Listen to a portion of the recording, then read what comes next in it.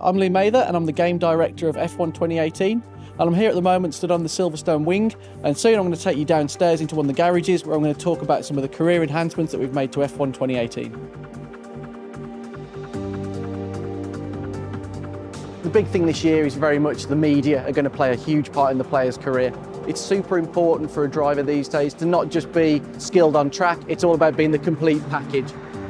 In F1 2018 we've got a new media character called Claire, and she will approach you at various points to ask you questions that are relevant to what's going on through the season. And this could relate to multiple things. It could be on contract moves, it could be on performances in races, it could be on your teammate, on other drivers. The player's going to need to really take into consideration how that impacts on not only the morale of the team, so certain departments will feel demotivated, the time and the price or the unreliability of upgrades will increase, but also how other teams in the paddock perceive them. So it may be that a certain team would like to see a driver who's a great sportsman, demure and good in front of the press, doesn't ever rock the boat, doesn't say anything nasty about anybody, even under high pressure situations. Or it may be that you want somebody who's more of a showman. Some teams really want somebody who's got that character, that effervescence, that buzz with the media.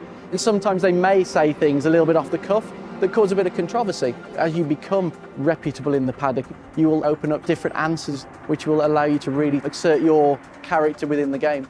And we also wanted to create some new locations as well. So Claire will perform interviews in areas within the back of the paddock, so between the lorries and the trucks, but also in front of the weighbridge and the scrutineering areas. Answering questions to the media will give an instant outcome there and then. If you impact negatively or positively on a department or your relationship with a team, be that your team or another team, you'll be made aware of that. But you've also got to realise maybe later in the season, these will get pulled up again. And if you've made a promise earlier in the season that you intend to achieve something, that might get pulled up again by the press. You really don't want to make yourself look like an idiot by over-promising, but also you don't want to rubbish people. It's important to maintain a level of professionalism in the game. This is an entirely new system compared to what we did in 2010. It's not built upon any of that technology. The whole thing is tied very closely to all areas of your career.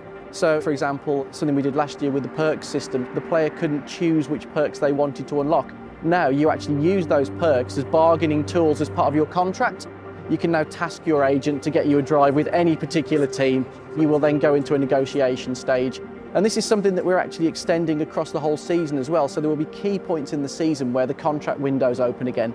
So it may be that you take that risk of moving teams during the season. It may be that you move to a team that have got worse R&D than you or a car that doesn't suit you as well. But the perks may look more attractive. You may think that you can progress your career quicker by going to another team. It's super important that I have a value as a player. And that value is really important. If I start to overvalue myself, a team isn't going to go with the contract that I want. If I say I'm going to achieve this and I fail, my value with those teams will go down.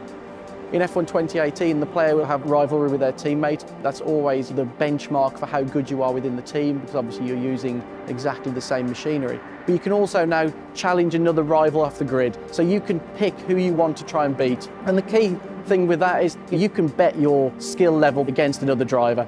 If I'm performing reasonably well and I say, I'm going to go and beat Lewis Hamilton, I'm going to beat Sebastian Vettel, that's setting your stall out as I'm a strong driver, I can beat the top in the sport. And for that, your reward will be huge in terms of your reputation within the paddock, and that will benefit you in multiple areas of your career.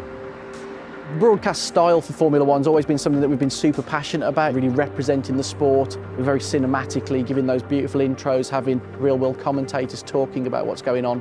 So this year we've expanded that system to take into account a lot more of what's going on throughout the course of the season. So now race intros will feature things that have occurred in previous races. The press will refer to things that have happened in previous races. So it's not just a case of on a race-by-race basis. This is a long season and everything that happens will play out through the eyes of the media and through your team.